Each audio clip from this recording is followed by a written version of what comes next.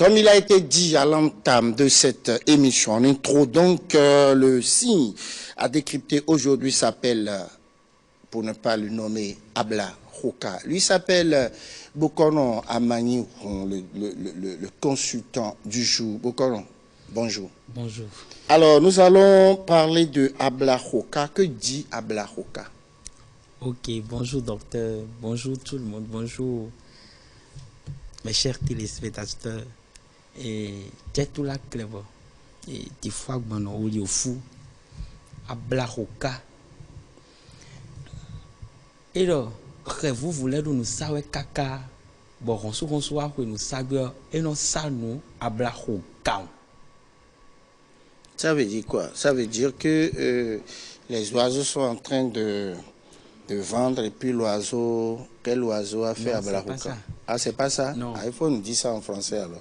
Et parce que nous, on ne comprend pas fond. Abla Hoka dit que et quand les petits oiseaux sont en train de manger et quand l'aigle décide, voilà, quand elle décide d'aller manger, d'aller prendre les petits poussins par exemple, là, il prend ça gant. Ah, donc ça dit qu'il s'en saisit de façon brutale et violente. De façon brutale. Ok. Voilà. C'est ce que cache le signe en fait.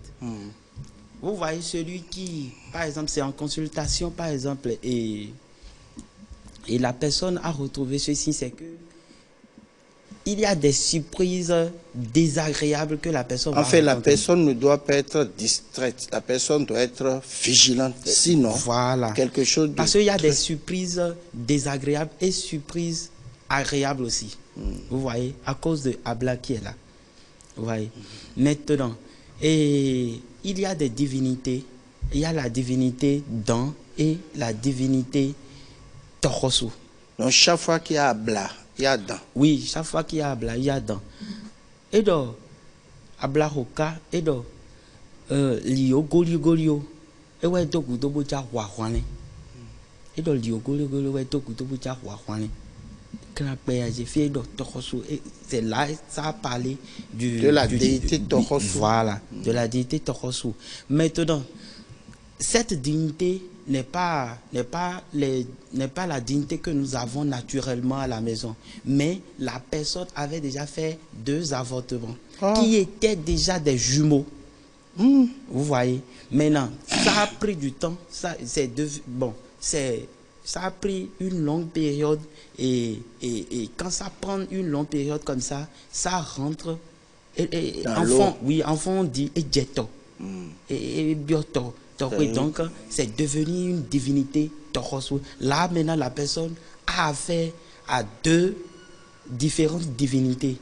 C'est-à-dire chaque enfant représente une divinité. Oui, chaque enfant représente une divinité. Donc je vais essayer de ramasser un peu ce que vous dites pour que les téléspectateurs puissent comprendre.